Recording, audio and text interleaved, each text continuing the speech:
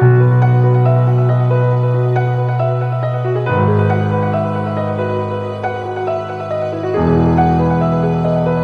echo the sentiments of the others tonight. It's a great honor, and I really appreciate it. I especially like the theme of family and love, so starting on that, I just have to recognize my wife of 42 years now. Would you please stand? Look, she's an auburn-haired beauty. She's a few years younger than I am. But the nice thing is, once you've married a younger woman, if you stick with her, you'll always be married to a younger woman. And the older I get, the better that sounds.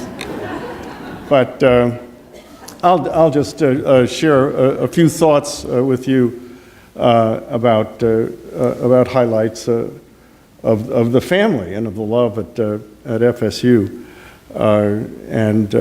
I have to say that the love of the alumni is critical, and the Alumni Association and the alums who support this school make it happen. And without you, nothing could happen.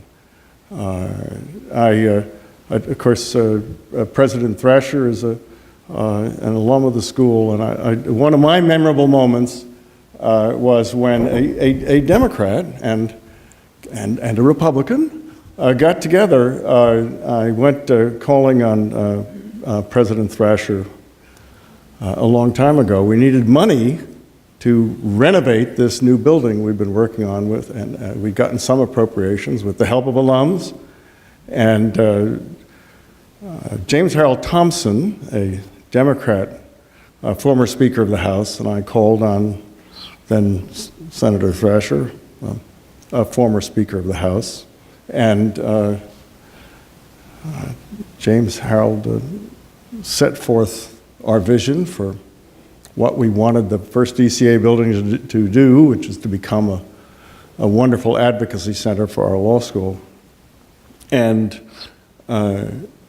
James Harold said, I think that's a really good idea. You think we can do that? And President Thrasher said, I agree, and I think we can do that. We had our building. We had our building. 2 FSU alums, former Speaker of the House to former Speaker of the House. That's magical. That's magical. I was very grateful for that moment. I do have to say, though, there's another president here with us. Sandy D'Alembert is here, and he labored under the handicap of having gone to the second best law school in the state of Florida. But I do have to call Sandy out for having given me my first administrative slot as an associate dean of academic affairs at the law school. I seemed like an unlikely choice, and then he put up with me for years as I became dean. And when I became dean, I think to many and sometimes to myself seemed like a very unlikely choice. But I'm very grateful for that. I'm grateful for so many of the people here. Just one story about love and family. When I was a young lad on the faculty here, I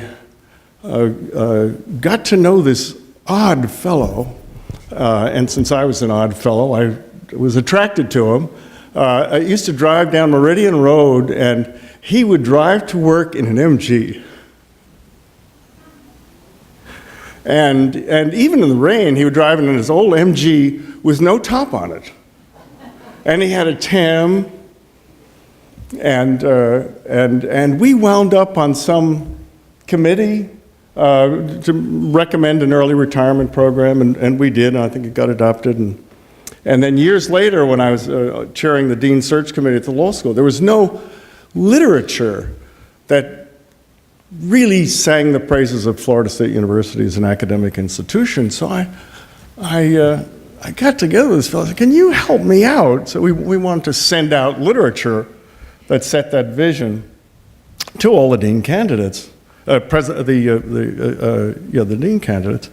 And he said, well, I'll tell you what, I'll write you a letter and about building great departments at Florida State University. The joy of building a great department at Florida State University. And he did it, and we sent it out to around the country to many hundreds of people. And well, years later, as I was dean, I was fundraising. Of course, you make house calls on people and ask them to contribute money to the law school. And so I was making a house call. There's one major donor, but I saw that this professor's son, who I had as a student, and I sort of liked, was at the same firm, and he was a newbie in the firm. But I always snuck in some time to spend some time with him, and he and Ed Wilborski is my table guest tonight, and Ed and Claire Knuckles have come in. Ed, stand up, Ed. Hey, let's do it. So it turns out that I never got anything out of the person I was going to see, but the person I went to see, just because I loved him as a former student, wound up being a major donor again and again and again. And we host at the law school a portrait of his father, Harry Wilborski, because when Ed made his first major gift to the school, he wanted a portrait done for his dad. So when I visited Ed over in watercolor for the first time, he said, "Don, you got to see something." And he opened the garage door, and there was his dad's MG. And he still has it. And it's in primo condition. And that tells you a little bit something about sort of what you get, just the life of the students and the faculty here at the university. And Ed, I appreciate him coming tonight. He's from, I think, Claire, basically from Panama City, and they had a hard time, and a lot of people are out of homes, and I didn't think about it until tonight when he was telling me out of places to go to work and out of jobs, and so he's opened up his new law building, and he's taken in a bunch of lawyers who no longer had any place to work. Now, to some people, that may think like may sound like adopting pet snakes, but it's a wonderful thing he's done, and so there's a lot of good going on. My relationships, I have so many wonderful relationships with former students. Ed and this other alum, Terry Gross, and I, by text, we share our weight each morning. And apparently it's worked for Ed, because he's really lost a lot of weight, and I'm hoping it'll work for me, but it doesn't.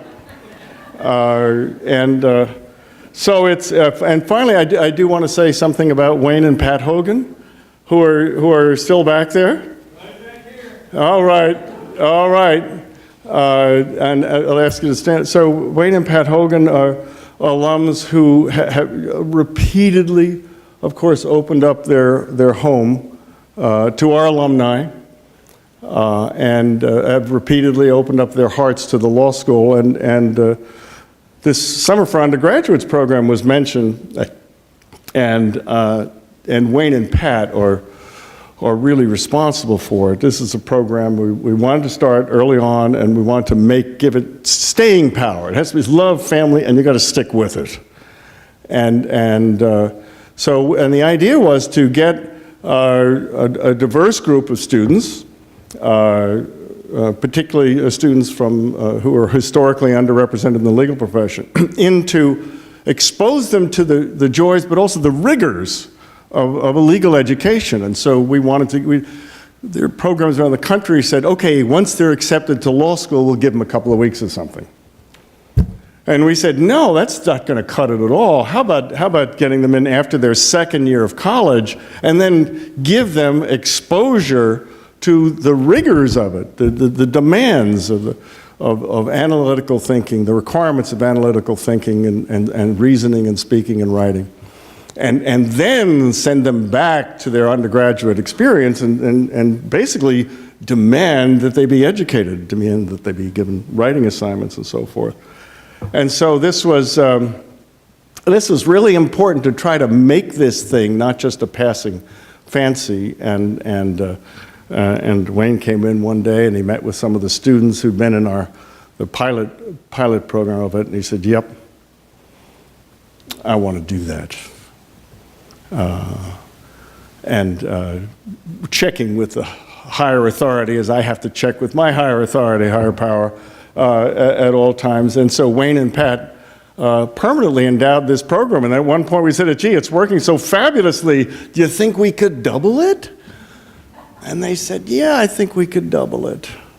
And so, for now decade after decade, people are coming out of that program, being very grateful to Wayne and Pat, who are actively, personally involved in the program, and being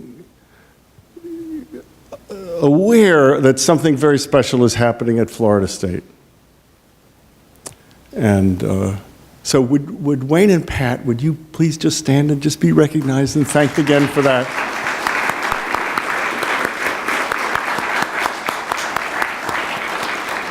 And I'm going to close with one little anecdote that especially Wayne and Pat, but I'm sure a lot of people in this room will understand. My most memorable moment at Florida State was a couple of decades ago when a student in my class said, "Can I see you in your office?" And I said, "Sure." And he came to my office. He said, "May I close the door?" And I said, "Sure." And he said, "I'm going for an interview tomorrow, and I do not know how to tie a tie. Would you show me how to tie a tie, please?"